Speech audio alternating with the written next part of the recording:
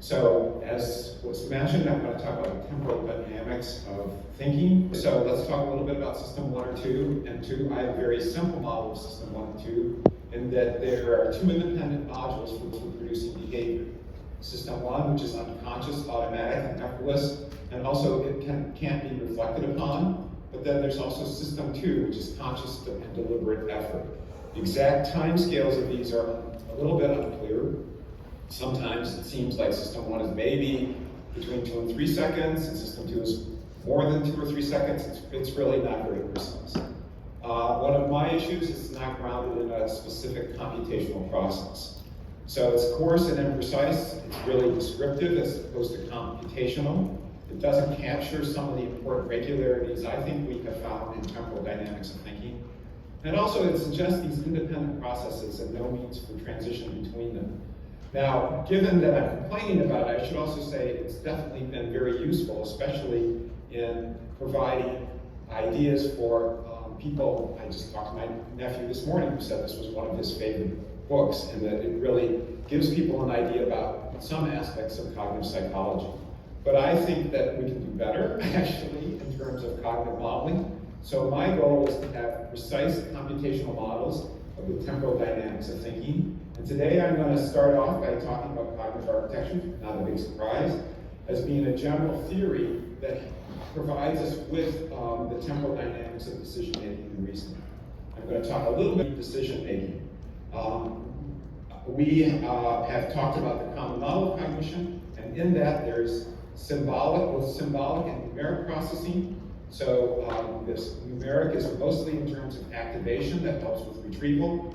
And then there's asynchronous processing between the modules, and it's the data dependencies between what we retrieve from the different modules that ends up leading to the temporal playout of behavior. And so that the execution time of a task is really the time of the processes on the critical path as each of these modules produces its results.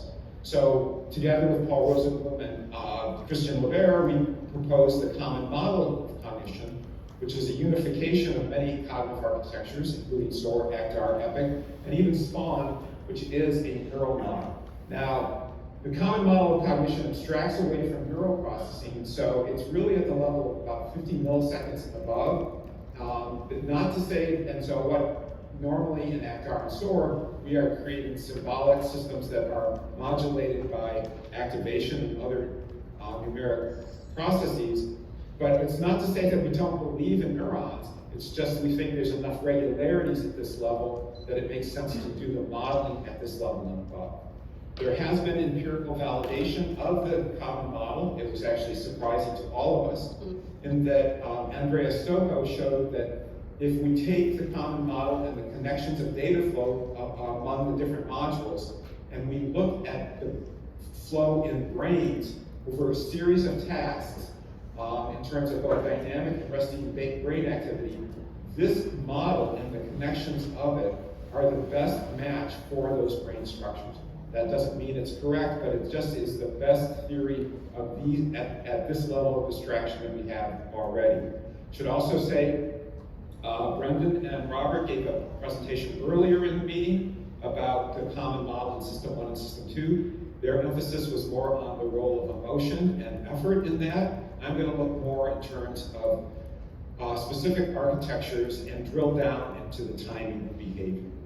So what you'll notice in this diagram is that there are no System 1 and System 2 modules. There's also no task-dependent modules. So our philosophy and our approach is that, for example, language processing is not a separate module. It is done through the interaction of procedural knowledge and long-term declarative knowledge, as is planning. And all the intermediate results are then in working memory. So let's look at ACT-R, cognitive architecture. So here's the ACT-R architecture, which the common model came from. Now you might say that doesn't look at all like what the common model is. Here's what the common model is. Well, it turns out that when you have boxes and diagrams, sometimes it's the way you organize them that gives you a different feel for what the architecture really is. If you take all these brown boxes, those are really what is working memory for ACT-R. The blue boxes are procedural long-term memory. The red is declarative memory, and so on. So they're actually very comparable models. They just organize it differently.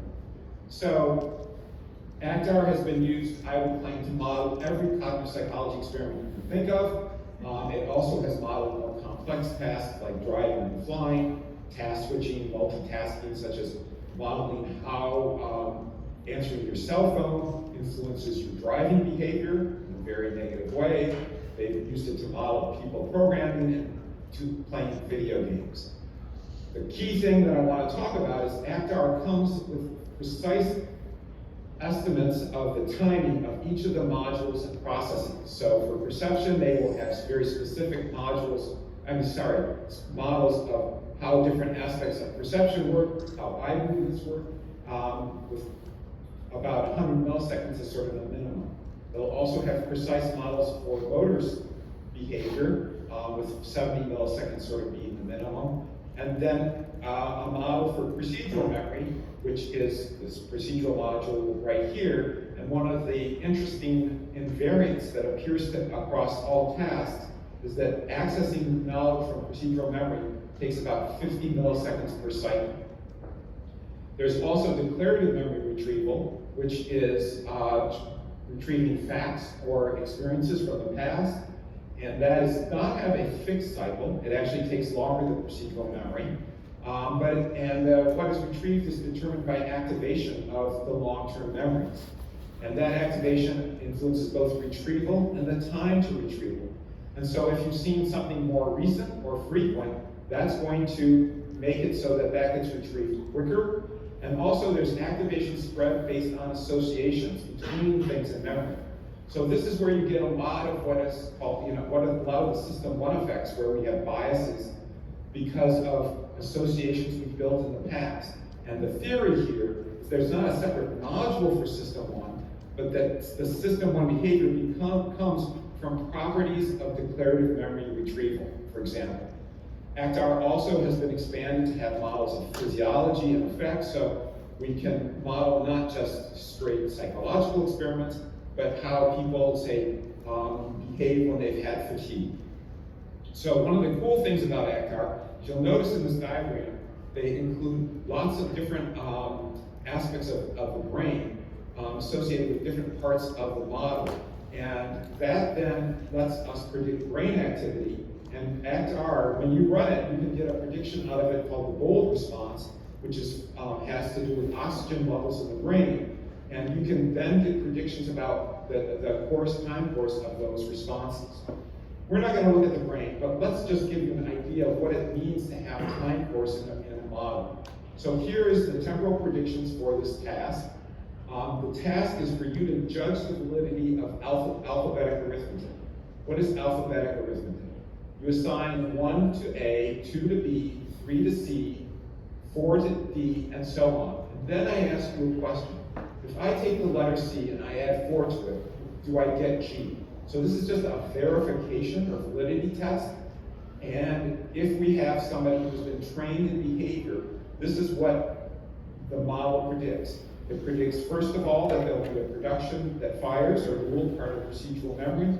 That'll say, well, I need to look at the first element of the equation, and then the visual system will provide that. So we're waiting for the visual system here. Once we get that, there's some processing of it, and then they kick it off to get back information about that from long-term memory. This then also leads to us to ask for the next thing that we have here, the 4, and so on. So as you can see, there's a sequential dependency as data comes back, and also that it's the production of procedural memory that's driving behavior.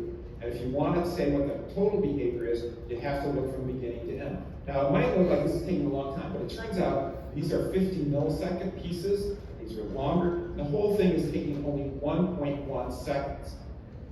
So I guess this would be trained behavior, and you would say that this is system 1. But it's really that there's no system 1 component. It's just this is what happens when we have this task in trained behavior. So of course I have to talk about the SOAR architecture, and this is the components of SOAR with the same coloring as before.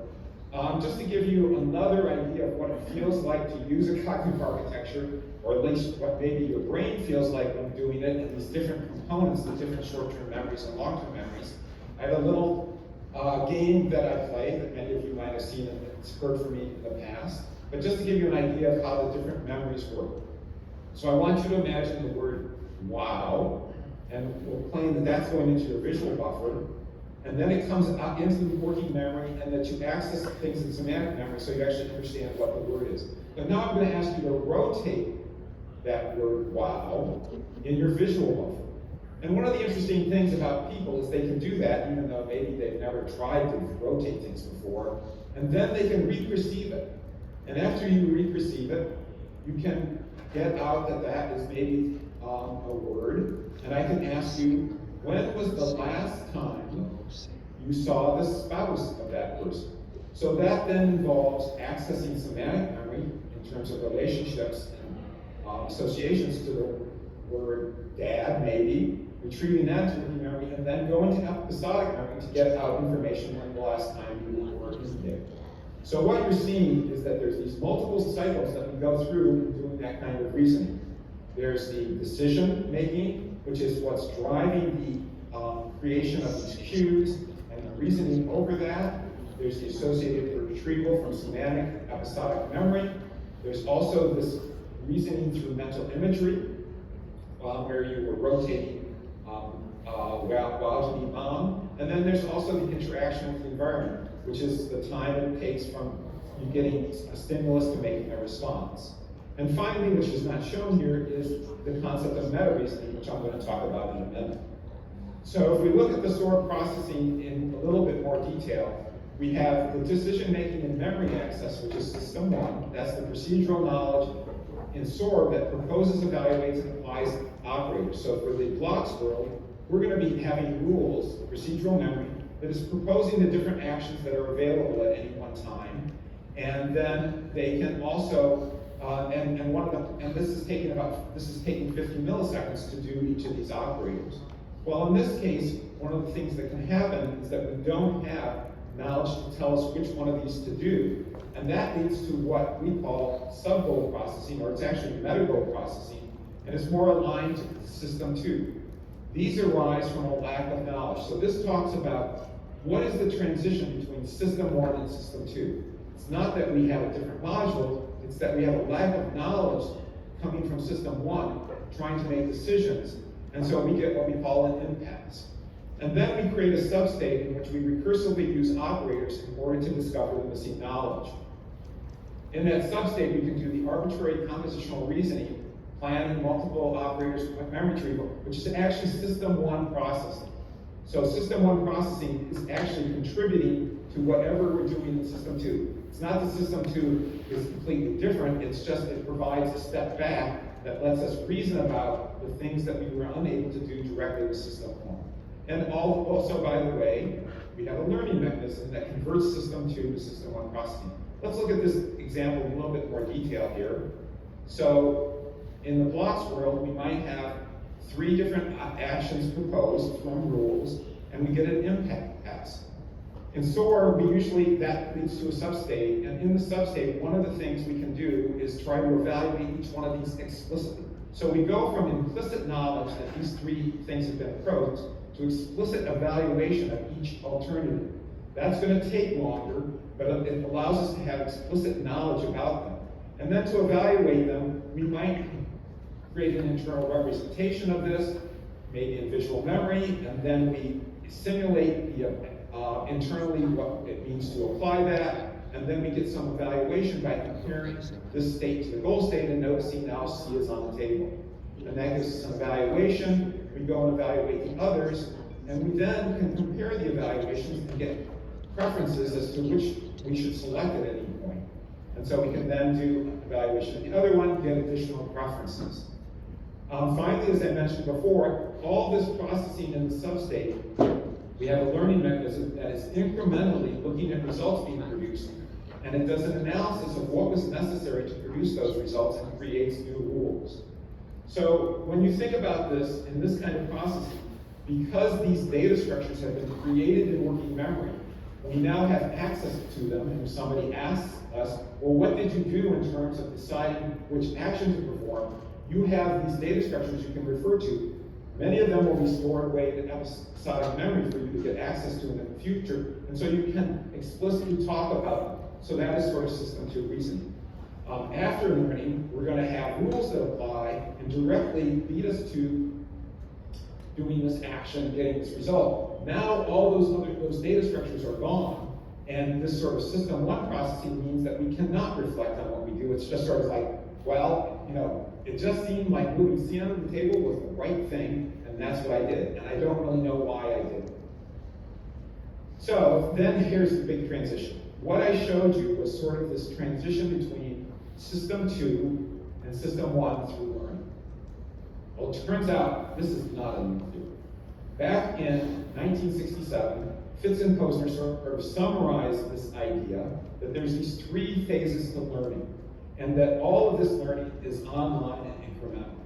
And so there's this first phase when you're learning a task, which is declarative interpretation, system 2. You're given some instruction, and you're trying to figure out, what do I do at each step of this task? And you have to learn, for example, a typing task, that first have to type T, and then H, and then D. It's slow, and it's explicit control.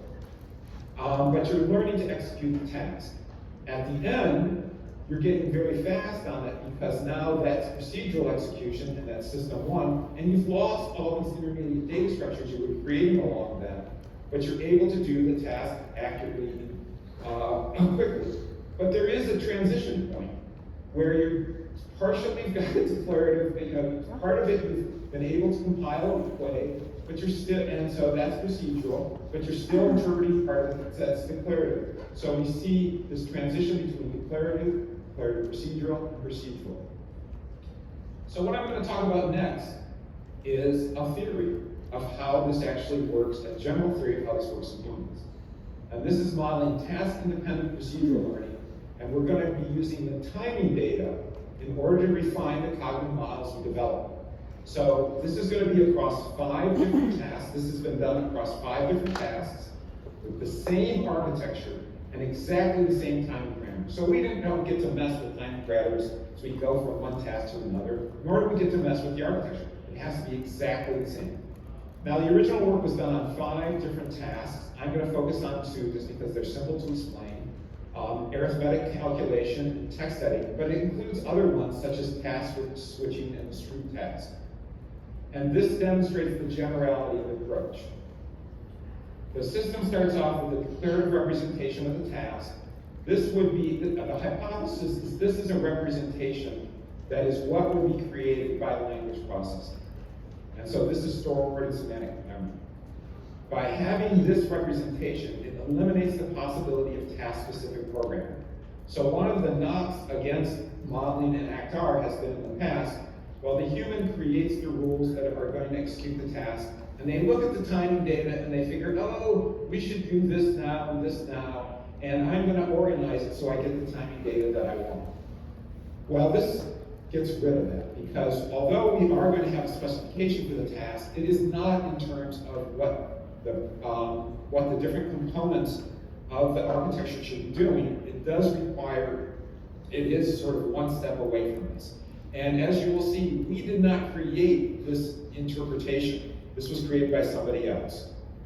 We're going to compare it to human timing data, and we're going to have 2 incremental learning mechanisms. Production composition, or chunking as I saw before, which gives speed up of repeated internal actions.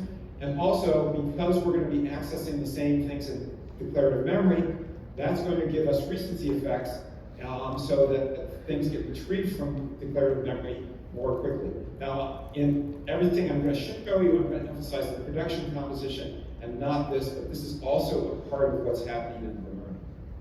Now, the godfather of this approach is Niels Topkin. He developed in 2013 the Prims theory, which I think is one of the really big advances in our ability to model human timing behavior and the transition of it from declarative to procedural. He created a system called Prims that was implemented in ACT transfer, which was derived from ACT-R. So there's these multiple phases for doing a task with act transfer. First is in code, which is what I talked about before. The task description is put into long-term declarative memory, and it replaces the handwritten rules. The next step is to fetch. So you're going to fetch the next step of the task, and you get those one by doing retrievals from semantic memory. In the original ACT transfer system, there was sort of a linked list of the components of a task. You're then going to do execution, and this is where things get pretty interesting. So to execute it, it means interpreting this representation from semantic memory, and the key thing is that he came up with a fixed set of memory operations. It's sort of the assembly level of cognition. So he has operations that all they do is copy and compare memory locations. So here's a set of memory locations, and then what these little operators can do, or rules can do, is say compare this location and that location. As it repeats doing the task over and over again, it's going to compose together rules from these sequences that it's done, and it's going to learn more and more complex rules. So to start off with, these are very simple, just copying things, but then they get to be combinations of those that build up to be rules that are sort of like the rules that a human would write. So what the learning does is, in terms of fetch, it slowly eliminates, well, first of all, it speeds the retrievals from declarative memory because you're fetching the same thing, but then it eliminates the retrievals because we're replacing them with rules. And then finally, with execute, it combines the operation into single rules. The result is we get behavior speedups comparable to humans, and we actually, I'm not going to talk about this, but one of the main points was that we get deep transfer across the task. Because of the fine-grained rules that are learned, it turns out that you actually get transfer between those 5 different tasks. We're just going to look at transfer that's closer because it's easier to understand. So here's the idea behind this composition, is you start off, when you're executing the task, you are doing these very simple instructions, one after the other. This shows the data dependencies. And what happens is, as you do the task over and over again, you start learning more complicated rules that combine all these actions together. Now, as you combine them together, they get more specific. And they can't apply to all tasks, but some of these that you learn to combine 2 things together are going to apply to future tasks that have to do these same very primitive operations. And that's where you get the task transfer. And then finally, you get very specific rules, and those are what then gets you to very fast behavior. So learning, you get this. So let's look at tasks. So here's the arithmetic task. Okay, in the next 2 seconds, you memorize this algorithm. Just kidding. You have this kind of, you have to put these inputs together, you then have to do these other inputs, and then you have to combine them to results. So they give that to people, they train them on that, and they repeat it on 50 different trials, and here's the human behavior. It takes them about 11 seconds at the beginning to do it, and by the end they're doing about 3 seconds. Speed increases with practice. It's a power law of learning. That's something we expect. And it also transfers to similar algorithms. So if I taught you a new algorithm, it turns out your behavior wouldn't start up here, it would start way down here, but we're not going to talk about that. So Prims gets the improvement, but it's really not a power law, and it's initially too fast. So there's some issues as to why is it too fast and why is it not a power law. So that's the arithmetic task. We're then going to look at the editor's task. Back in 1985, people used these things called text editors. They're ED, EDT, and Emacs are 3 different ones. And so they found people who had never used these editors, and then they trained them on them. But they trained them on them in different orders. So they, on day 1, for example, this group learned the ED editor. And on day 2, they use that again. And so you can see huge improvement on day 2 as in terms of how long it took them to do a correct operation. But then on day 3, they switched them to the EDT editor. And what's neat is that these people were so much faster than the first day of ED, but they slowed down a little bit. And then we switched them to Emacs, and they actually got faster, and they didn't slow down because of Emacs. So clearly there's some learning going on between the editors. And here's a different editor to start with, EBT, you stay with EBT the second day, and then you switch to Emacs, and what you see is in the third day, no matter what you've been trading on, you're doing about the same. So we get the transfer. Key thing is a fast initial time on a new editor. So there's transfer between them. So what happens with prims? Here we see it with prims that it gets the same kind of overall behavior. Critically, it gets improvement from editor to editor. It gets maybe a little decrease from switching to it. It's getting a lot of transfer, in fact. But one thing about it is it's really too fast early on. The humans are just taking forever to do the task early on, and prims is being slow. So we read about this. We thought this was really cool. I had a student, Brian Stearns, and we said, well, let's see if we can implement this in SOAR, and this will teach us a lot about how SOAR compares to ACT-R. And so we created a model of props in SOAR, and we did some refinements to it. So it does use the same declarative instructions as prims. We didn't write them, we took the ones that Niels created. We still have fetch, but in prims, prims already knew how to retrieve the task instructions in order. In props, we learn the task instruction retrievals, and that's part of the learning process, is learning how to retrieve them in what order. This results in slower initial performance that corresponds to human data. We also, in execute, prims assume this fixed size, single memory working memory. In props, SOAR has a graph-based working memory, and you can't really have this fixed set of operators that work on it. You actually have to have operators that go and traverse working memory in order to do these first level of primitive operators. So this adds another layer of processing that you have to learn from, above and beyond what was learned in prims. And so the result is, if we have to look at human behavior in these two systems, sorry, things have gone a little astray here, but let's look at the editor's task. Remember that the prims was too fast here to start with. But because in props, we have to learn the ordering of the task, we get much slower behavior at the beginning. We're still learning and able to get very close to what the humans do and what prims does at the end, because things are happening, learning is happening in parallel. And we get the same kind of decrease in behavior when you're working on a new editor on this third day. So props is able to do a better modeling of this aspect of human behavior. If we look at the editing task and ACT transfer, remember it was not really power law. By adding that extra level to the system of additional learning we had to do, we get a much better power law. Also, by adding the need to learn the task from scratch and learning the ordering, we get it to be actually a lot slower than the human data. So we looked at this and we said, well, why is R so slow compared to the human data? So we used the timing, and we then said, you know what, we have to revise our model, because when we looked at the instructions for the human, they actually got trained a little bit on how to do the task before they did the actual experiment. So they actually didn't have to do the training on order of how to retrieve things from semantic memory. They already knew that. So once we took that learning part out of the model, we ended up with something that very closely modeled human behavior. So in this case, looking at the timing gave us a way to improve the model, and we end up with a model that's very much closer to human behavior.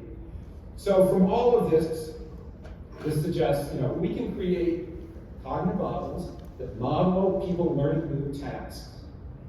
So it turns out, in parallel with doing this activity, we've also been doing a system to try to learn new tasks from scratch. We don't try to model human behavior. We try to take sort of more a hardcore AI approach, still within SOAR, still within a cognitive model, but trying to do it for more complicated tasks. And that's an area we call interactive tasking. So this is where there's this interaction between cognitive modeling, what we learned there, and what we see in building an AI system. So in interactive task learning, what we want to do is learn all aspects of the task via natural interactions. through language, gestures, and shared context. So this is real-time, online, one-shot learning and apprentice-style learning. The human is giving task instructions, the system is accepting them. If it has questions, it asks the humans, and there's a back and forth. We do more complex tasks. We incorporate language processing, concept learning. The systems also do internal search when they need to, and there's dialogue management, but no attempt to model human timing. This is a system called Rosie, which has been embodied in 4 robot platforms and simulators. It learns 60 games and puzzles and complex hierarchical robot tasks. So this is an example. This is where it has just been taught to do the Tower of Hanoi puzzle, and you're seeing it execute. This is where it's being instructed to go and fetch something from an office, and this is it actually doing the 6 puzzle, which is very close to the 8 puzzle, or the 5 puzzle. And so these all use the same AI architecture, SOAR, and on top of it, we've embodied them. So one of the fun things is, and given the state of AI, I have to talk about how this relates to GPT-3, I guess, and the large language model. So it turns out we have integrated this into GPT-3 so that it can ask for task instructions, because it gets kind of boring for a human to give it lots of instructions. Maybe GPT-3 can give us some answers. And it turns out it works surprisingly well if we are able to give it the right prompts and the right verification. So this is how we integrate SOAR with GPT-3. The human is giving it instruction, and whenever it gets an instruction, one of the things SOAR can do is go out and send a prompt to GPT-3 and say, hey, the person's asked me to do this task. Can you tell me how to do that task? And through extensive prompt engineering, we actually can get some really good responses from this. I'm sorry, I have a hidden slide right here that I'm going to show. So this is if we do just a human and the agent without the large language model. The human says, the agent says, I'm ready for a new task. We say, tidy up the kitchen. The system says, what's the next task or subtask? The human says, if a metal can is on the table, then the goal is that the can is in the recycling bin. And it turns out our recycling bin does not have a lid. That would be important later.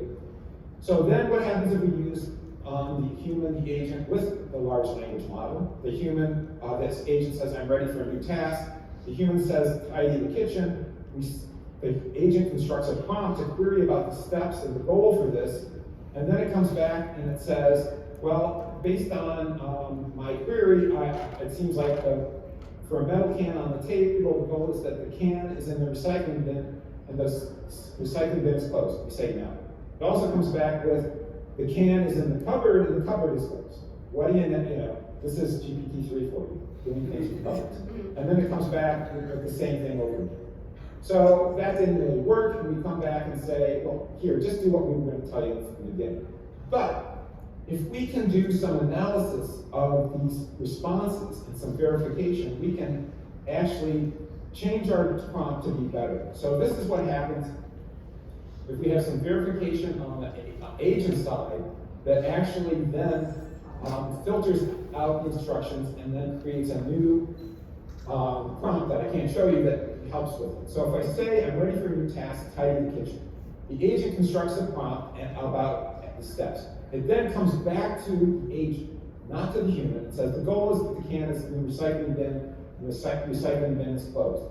The agent evaluates that and says, recycling bins can't be closed, I'm rejecting that. It then says that, and this is what happens with GPT-3, we don't get anything about the cupboard here. And it says the goal is the can is in the trash and the trash is closed.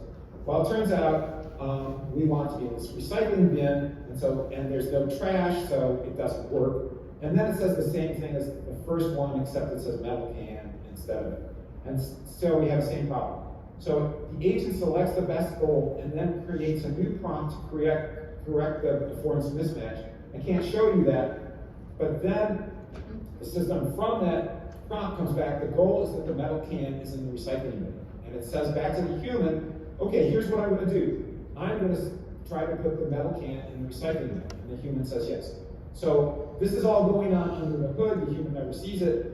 But what we are able to do with the language model is eliminate the need for the human to say all those intermediate things. Anyway, so let's summarize. So what I've tried to do here is show you how we can create precise end-to-end models of human skill learning, which are based on multiple asynchronous models within a cognitive architecture. System 1 and System 2 are not separate modules. System 1 processing is actually what we think of as System 2, and incremental learning converts System 2 to System 1. We think the same basic approach applies to interactive task learning. We can learn complex tasks directly from human language in one shot, and we can augment these with large language models to decrease human interaction. We gotta be really careful because the large language models produce a lot of funky stuff, but if we have some good knowledge about the domain and our affordances, we can filter that out. And also use the human as a verification. What does this have implications for AGI? I think there's a lot of questions AGI needs to be asking that they don't seem to be asking as much as they should. How are all the aspects of cognition integrated? People come up with single models for subparts of AGI and that are very impressive, but they don't look at how that's integrated in with all the rest of cognition. That's what cognitive architecture does. And so when we think about cognitive architecture, what is fixed and what is knowledge? And the fixed is really important because that's what you're going to build upon, and it's going to lead to what your knowledge needs to be and what you learn. And how do agents quickly learn new concepts and tasks incrementally through experience? A lot of the emphasis on AGI seems to be on how do we pre-train everything through huge amounts of training. What a lot of the AI systems I think we're going to have out in the world are going to have to learn as they go. And we want them to learn through interaction with humans and interaction with the world very quickly. So I maintain that cognitive architectures are a key part of answering these questions. Thank you very much, and hopefully we can have 5 or 6 minutes to ask some questions. Thank you.